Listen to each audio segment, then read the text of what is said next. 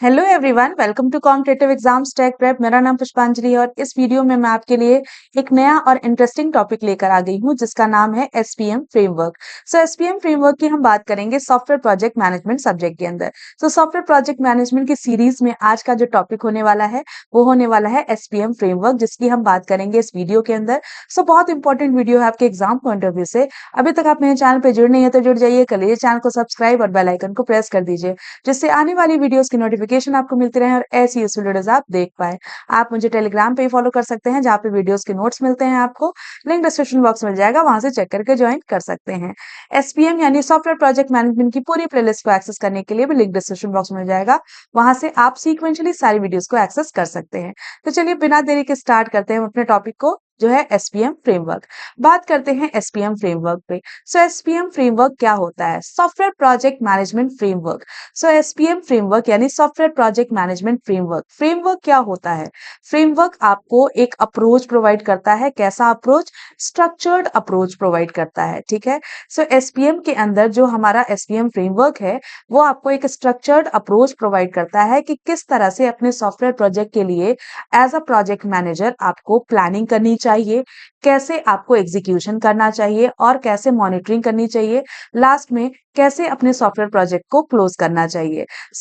कैसे ये सारी चीजें, सारी एक्टिविटीज आप अपने सॉफ्टवेयर प्रोजेक्ट के अंदर एक स्ट्रक्चर्ड वे में कैसे कर सकते हैं, ये आपको बताता है एसपीएम फ्रेमवर्क। क्लियर है? फ्रेमवर्क के अंदर की कंपोनेंट्स क्या होंगे? अब देखिए, स्ट्रक्चर्ड अप्रोच आपको प्रोवाइड करेगा, यानी स्ट्रक्चर्ड वे में आपको सारे टास्क को करना होगा। यानी पहले आपको एक टास्क करना होगा, then second task, then third task. इस तरह से आपको स्टेप वाइज आपको चलना है। ठीक है, जिसको हम कहते हैं स्ट्रक्चर्ड अप्रोच। तो सबसे पहला स्टेप हम क्या लेंगे? सबसे पहला स्टेप होगा हमारा इनिशिएशन फेज। इनिशिएशन फेज में सबसे पहले आपको क्या करना है अपने सॉफ्टवेयर प्रोजेक्ट के लिए? अपने सॉफ्टवेयर प्रोजेक्ट को सबसे पहले आपको क्या करना है? प्रोजेक्ट चार्टर बनाना है। उसके लिए प्रोजेक्ट चार्टर के अंदर आपको क्या करना होगा? प्रोजेक्ट चार्टर डेवलप जब हम करेंगे तो अपने सॉफ्टवेयर प्रोजेक्ट को फॉर्मली ऑथराइज कराएंगे हायर अथॉरिटीज से। ठीक है, यानी आपका प्रोजेक्ट हो जाएगा ऑथराइज्ड। ऑथराइज्ड हो जाएगा यानी अब वो ऑथराइज्ड है, तो उसे मैनेज करने के लिए भी आपको एक सॉफ्टवेयर प्रोजेक्ट मैनेजर जो है वो असाइन करना होगा। ठीक है, तो एज अ प्रोजेक्ट मैनेजर वो क्या करेगा? आपके सॉफ्टवेयर प्रोजेक्ट को मैनेज करेगा। ठीक है। स्टेक होल्डर आइडेंटिफिकेशन भी आपको इनिशिएशन फेज में ही कर लेना है। स्टेक होल्डर्स कौन होते हैं? जो आपके प्रोजेक्ट के साथ जुड़े होते हैं।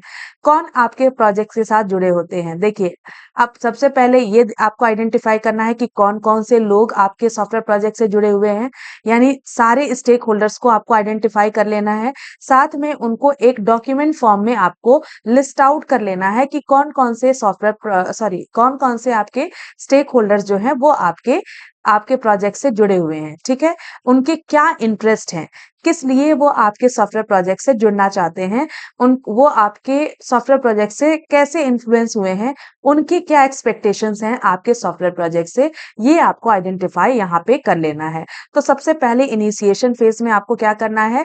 अपने प्रोजेक्ट को ऑथराइज कराना है और साथ में उसे प्रोजेक्ट मैनेजर असाइन करना है। और सेकेंड स्टेप आपको क्या करना है? जितने लोग आपके प्रोजेक्ट से जुड़े हुए हैं उनको आइडेंटिफाई करके आपको डॉक्यूमेंट फॉर्म में उसे रख लेना है। उनके क्या क्या इंटरेस्ट है ये भी लिखना है, और साथ में वो किस लिए आपके सॉफ्टवेयर प्रोजेक्ट से इन्फ्लुएंस हुए हैं, यानी क्या क्या एक्सपेक्टेशंस हैं उनकी, वो भी आपको यहाँ पे लिख लेनी है। ठीक है। नेक्स्ट आपको क्या करना है? नेक्स्ट आपको अपने सॉफ्टवेयर प्रोजेक्ट की प्लानिंग करनी है कि अब हमारा सॉफ्टवेयर प्रोजेक्ट बनेगा कैसे। बनाने के लिए आपको प्रोजेक्ट प्लान बनाना पड़ेगा। प्रोजेक्ट प्लान में आप क्या करेंगे? अपने सॉफ्टवेयर प्रोजेक्ट को का डिटेल आपको प्लान बनाना है, जिसमें आपको क्या क्या इंक्लूड करना है। इसमें आपको इंक्लूड करना है अपने प्रोजेक्ट का स्कोप। स्कोप यानी आपको अपने प्रोजेक्ट का लिमिटेशन तय करना है कि अपने प्रोजेक्ट के अंदर आप क्या इंक्लूड करने वाले हैं, क्या एक्सक्लूड करने वाले हैं। ठीक है, क्या क्या चीजें आपके सॉफ्टवेयर प्रोजेक्ट में होंगी और क्या क्या चीजें नहीं होनी चाहिए, ये आपका प्रोजेक्ट स्कोप बताता है। साथ में अपने प्रोजेक्ट का स्केड्यूल भी आप बना लेंगे कि कब कब कौन सा टास्क आप करने वाले हैं। ठीक है। सबसे पहले आप ये देखेंगे कि कौन कौन से टास्क आप करने वाले हैं। उसके बाद आप ये देखेंगे कि कौन कौन से टास्क आपको कब करने हैं, ये भी आप स्केड्यूल में डिफाइन कर लेंगे। ठीक है। देन अपने प्रोजेक्ट का बजट बना लेंगे आप कि आपके प्रोजेक्ट में जितने भी टास्क होने हैं उनको करने में कितना कॉस्ट जाने वाला है, ये आपको बजट बना लेना है। फिर अपने सॉफ्टवेयर की क्वालिटी को भी आप बताएंगे प्लानिंग के टाइम पे कि क्वालिटी कैसी होनी चाहिए। जैसी भी कस्टमर की डिमांड है, जैसी भी कस्टमर की रिक्वायरमेंट है, उसी के अकॉर्डिंग आपको क्वालिटी जो है वहां पे प्लान करनी है। ठीक है। देन अपने सॉफ्टवेयर प्रोजेक्ट में आप क्या क्या रिसोर्सेज लगाने वाले हैं, क्या क्या रिसोर्सेज आप सेलेक्ट करने वाले हैं, असाइन करने वाले हैं और एलोकेट करने वाले हैं, ये आप यहाँ पे प्लान कर लेंगे। ठीक है। कम्युनिकेशंस आपको क्या रखने हैं, कैसे आपको किन किन लोगों से कम्युनिकेशन रखना है, ये भी आपको देख लेना है। ठीक है। वो आप तय कर लेंगे। देन आपको क्या करना है, देन आपको यहाँ पे स्कोप मैनेज सॉरी रिस्क भी देखना है कि अपने सॉफ्टवेयर प्रोजेक्ट में कौन कौन से रिस्क अकर हो सकते हैं। जो भी रिस्क अकर हो सकते हैं, ठीक है, वो आपको आइडेंटिफाई कर लेने हैं और उनको कैसे आप रिमूव करेंगे उसकी स्ट्रेटजी भी प्रिपेयर कर लेनी है। ठीक है। साथ में उसकी आपकी प्लानिंग हो जाएगी। ठीक है। दो टाइप के आपके रिस्क हो सकते हैं। हो सकता है अचानक से कोई रिस्क अकर हो जाए, तो उसके लिए भी आपको प्रिपेयर रहना है, उसके लिए भी स्ट्रेटजी प्रिपेयर कर लेनी है प्लानिंग फेज में। सो प्लानिंग फेज में आपको इतनी सारी चीजें करनी है। फिर आपको स्कोप मैनेजमेंट भी करना है कि अपने प्रोजेक्ट स्कोप को कंट्रोल करना है कि आपको क्या इंक्लूड करना है, क्या एक्सक्लूड करना है, ये क्लियरली डिफाइन करना होगा। ऐसा नहीं है कि अननेसेसरी चीजें आप अपने सॉफ्टवेयर प्रोजेक्ट में इन्वॉल्व कर लें। ठीक है। उससे आपका आउटकम जो है इम्पैक्ट होगा। ठीक है। चलिए, इफेक्ट होगा। देन आपको क्या करना है, आपको वर्क ब्रेकडाउन स्ट्रक्चर क्रिएट कर लेना है अपने सॉफ्टवेयर प्रोजेक्ट के लिए। वर्क ब्रेकडाउन स्ट्रक्चर क्या होता है, ये इसमें हम क्या करते हैं, अपने प्रोजेक्ट को, पूरे मेजर प्रोजेक्ट को स्मॉल स्मॉल टास्क में डिवाइड कर देते हैं। ठीक है। उसे हम कहते हैं वर्क ब्रेकडाउन स्ट्रक्चर। तो वर्क ब्रेकडाउन स्ट्रक्चर भी हमें यहीं पे बना लेना है स्कोप मैनेजमेंट में। ठीक है। रिस्क मैनेजमेंट करना है, जैसा मैंने बताया आपको, जो प्रोजेक्ट के रिस्क अगर हो सकते हैं उनको आइडेंटिफाई करके उनके लिए प्लानिंग कर लेनी है कि कैसे उसे रिमूव करेंगे, कैसे उसे मैनेज करेंगे। ठीक है। देन आपको रिसोर्स मैनेजमेंट करना है। रिसोर्स मैनेजमेंट में आपको क्या करना है, प्लान करना है कि कौन से रिसोर्सेज हमें देने हैं अपने सॉफ्टवेयर प्रोजेक्ट के अंदर, जो भी टास्क होने वाले हैं उनके लिए कौन कौन से रिसोर्सेज एलोकेट करने हैं। वो हमारे रिसोर्सेज स्किल्ड होने चाहिए, टेक्नोलॉजी वाइज आपके सफिशिएंट होने चाहिए, ताकि आपको बेटर आउटकम दे पाए। ये आपको यहाँ पे देख लेना है प्लानिंग फेज में ही। नेक्स्ट आपको क्या करना है, एग्जीक्यूशन करना है। जब आपने सब प्लानिंग कर ली किस तरह से आपको टास्क को करना है, कब कब करना है, कौन कौन से रिसोर्सेज एलोकेट करने हैं, तो प्लानिंग के बाद अब आपकी बारी आती है एग्जीक्यूशन की, यानी प्रोजेक्ट का एग्जीक्यूशन करेंगे। प्रोजेक्ट के एग्जीक्यूशन के टाइम पे आपको अपने सॉफ्टवेयर प्रोजेक्ट प्लान जो आपने बनाया है, प्रोजेक्ट मैनेजमेंट प्लान, उसी के अकॉर्डिंग आपको इंश्योर करना है कि सारे काम आपके प्लान के अकॉर्डिंग ही कंप्लीट हों। ठीक है। प्रोजेक्ट स्कोप के अंदर ही रह के आपको सारे टास्क को कंप्लीट करना है। ठीक है। तो प्रोजेक्ट एग्जीक्यूशन के टाइम पे आपको ये ध्यान देना है कि जो भी हम एग्जीक्यूट करेंगे वो हम प्लानिंग के अकॉर्डिंग ही एग्जीक्यूट करें, ताकि जो हमने प्लानिंग के टाइम पे अपना रिजल्ट एक्सपेक्ट किया है वही रिजल्ट हमें लास्ट में मिले। ठीक है। नेक्स्ट आपको टीम डेवलप करनी है इसके लिए। अब देखिए, एग्जीक्यूशन के लिए टीम लगेगी, टीम मेंबर्स हमारे चाहिए हैं, तो उसके लिए हम प्रोजेक्ट टीम बनाएंगे। ठीक है। प्रोजेक्ट टीम डेवलप करेंगे और उसके बाद उनके बीच में भी कोलैबोरेशन कराएंगे, उनके बीच में भी कम्युनिकेशन कराएंगे। जो भी हमारे टीम डायनामिक्स होते हैं उनको भी एड्रेस करेंगे। कोई भी टीम इशू होता है या कोऑर्डिनेशन में कमी आ रही है, उसको भी हम वहां पे कंसिडर करेंगे और एड्रेस करेंगे। ठीक है। देन क्वालिटी एश्योरेंस हम यहाँ पे करेंगे कि जो भी हमने डेवलप किया है, ठीक है, अपने सॉफ्टवेयर प्रोजेक्ट को, उसको आपको क्वालिटी भी चेक करनी है कि जो क्वालिटी हमने प्लान की थी वही क्वालिटी हमारे सॉफ्टवेयर प्रोजेक्ट की होनी चाहिए। ये आपको इंश्योर करना है। ठीक है। यानी प्रोजेक्ट डिलीवरेबल्स जो हैं, यानी प्रोजेक्ट की जो एक्सपेक्टेशंस थी हमारे स्पेसिफिक स्टैंडर्ड के अकॉर्डिंग होनी चाहिए। यानी जो भी एक्सपेक्ट किया गया था, जो भी कस्टमर की रिक्वायरमेंट थी, उसके अकॉर्डिंग आपकी क्वालिटी है कि नहीं, ये आपको यहाँ पे चेक कर लेना है। ठीक है।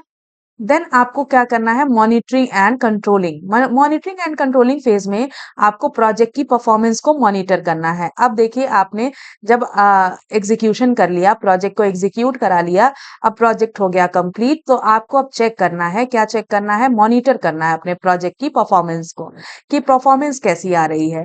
यानी आपको रेगुलरली कलेक्ट करना है क्या, अपने प्रोजेक्ट की परफॉर्मेंस के डेटा को, ठीक है, कि प्रोजेक्ट का परफॉर्मेंस कैसा जा रहा है, और उसे एनालाइज करना है, ठीक है।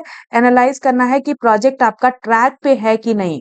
प्रोजेक्ट ट्रैक पे है कि नहीं मतलब क्या, कि आपका प्रोजेक्ट प्लान के अकॉर्डिंग चल रहा है कि नहीं चल रहा है, वो टाइमिंग्स आपकी मैच हो रही है कि नहीं हो रही है, बजट मैच हो रहा है कि नहीं हो रहा है, ये आपको यहाँ पे इंश्योर करना है। देन आपको करना है रिस्क मॉनिटरिंग एंड कंट्रोल, यानी रिस्क को भी मॉनिटर करना है, कि कोई रिस्क आइडेंटिफाई हो रहा है, तो उसको आपको, प्रोजेक्ट जब तक चल रहा है तब तक कोई भी रिस्क अकर हो सकता है, उस रिस्क को मॉनिटर करना है और कंट्रोल करना है, जिसके लिए आपने स्ट्रेटजी ऑलरेडी प्लानिंग फेज में बना ली थी, ठीक है। देन आपको लास्ट में क्लोजिंग फेज में क्या करना है, प्रोजेक्ट का क्लोजर करना है। यानी अब आपको चेक करना है, जब मॉनिटरिंग आपने कर ली, कि पहले आपने देख लिया कि कोई भी चीज आपकी ट्रैक पे सब कुछ चल रहा है कि नहीं चल रहा है, कोई भी बग था तो उसे रिजॉल्व किया, ठीक है। देन आपको क्या करना है, बाकी की जो आपके काम बचे हुए हैं, प्रोजेक्ट एक्टिविटीज बची हुई हैं, उसको फाइनलाइज कर देंगे प्रोजेक्ट क्लोजर फेज में, ठीक है। तो क्लोजिंग फेज में आपको क्या करना है, प्रोजेक्ट की बाकी जो भी एक्टिविटीज हैं, सारी एक्टिविटीज को फाइनलाइज करेंगे, और उस पे स्टेक होल्डर का एक्सेप्टेंस ले लेंगे, कि स्टेक होल्डर्स को एक्सेप्टेड है कि नहीं आपका, जो भी आपने प्रोजेक्ट एक्टिविटीज की हैं वो, ठीक है। तो वो स्टेक होल्डर्स को एक्सेप्ट होनी चाहिए, तो स्टेक होल्डर का एक्सेप्टेंस वहां पे ले लेंगे, और प्रोजेक्ट के रिसोर्सेज को आप वापस रिलीज कर देंगे, ताकि दूसरे प्रोजेक्ट्स में वो काम आ सके, ठीक है। देन आपको क्या करना है, पोस्ट इम्प्लीमेंटेशन रिव्यू करना है, यानी अपने प्रोजेक्ट के सक्सेस को इवैल्यूएट करना है, कि क्या आपने अपने प्रोजेक्ट को सक्सेसफुली एग्जीक्यूट किया है, सक्सेसफुली कंप्लीट किया है कि नहीं किया है, ठीक है। उसे आपको इवैल्यूएट करना है, और आपको ये भी देखना है कि आपने उससे क्या सीखा है, यानी सॉफ्टवेयर प्रोजेक्ट को बनाने से आपने सीखा क्या, उसे आइडेंटिफाई करना है, लेसन लर्न आइडेंटिफाई करना है, और उसके थ्रू आप क्या फ्यूचर में इम्प्रूवमेंट करना चाहते हैं। यानी मान लीजिए सिमिलर टाइप के प्रोजेक्ट्स आप बना रहे हैं, तो आगे चल के आप जो भी कमियां हैं यहाँ पे, उसे रेक्टिफाई करके फ्यूचर में आप उससे इम्प्रूवमेंट कर पाएंगे, ठीक है। लास्ट में क्या करना है, आपको डॉक्यूमेंटेशन प्रिपेयर कर लेनी है। जब आपने सारी एक्टिविटीज कर ली, प्रोजेक्ट को क्लोज कर दिया, फीडबैक वगैरह ले लिया, तो उसके बाद आपको क्या करना है, पूरे प्रोजेक्ट डॉक्यूमेंटेशन जो है वो आपको कंप्लीट कर लेने हैं, जिसमें लेसन लर्न आपको लिख लेना है, और क्या क्या प्रोजेक्ट्स में आपने अचीव किया है, ठीक है। आर्काइव प्रोजेक्ट रिकॉर्ड्स भी बना लेने हैं, ठीक है। ये सारा आपको प्रिपेयर कर लेना है डॉक्यूमेंटेशन फेज में। तो ये आपके स्टेप्स होते हैं, जिसमें आपने देखा कि कैसे अपने प्रोजेक्ट को आपने मैनेज किया। इनिशिएशन फेज, सबसे पहले आपने इनिशिएशन फेज में आपने क्या किया, प्रोजेक्ट चार्टर बनाया, स्टेक होल्डर्स को आइडेंटिफाई किया, देन आपने प्लानिंग करी प्रोजेक्ट की, जिसमें आपने ये देखा कि क्या क्या इंक्लूड होना चाहिए, क्या एक्सक्लूड होना चाहिए, कैसे रिस्क अकर होने, रिस्क को हमें कैसे मैनेज करना है, अगर अकर होता है तो। सॉफ्टवेयर प्रोजेक्ट को एग्जीक्यूट किया, एग्जीक्यूट करने के टाइम पे आपने क्वालिटी भी चेक की, टीम को फॉर्म किया, ठीक है। उसके बाद मॉनिटरिंग की अपने प्रोजेक्ट की, और लास्ट में क्लोजिंग कर दी। तो ये हमने स्ट्रक्चर्ड वे अपनाया, जिसे हम कहते हैं software project framework. I hope आपको समझ में आ गया होगा। अगर वीडियो पसंद आई है तो लाइक कर दीजिएगा, अपने फ्रेंड्स के साथ शेयर करिएगा, चैनल पे जुड़ नहीं है तो जुड़ जाइएगा। Thank you for watching.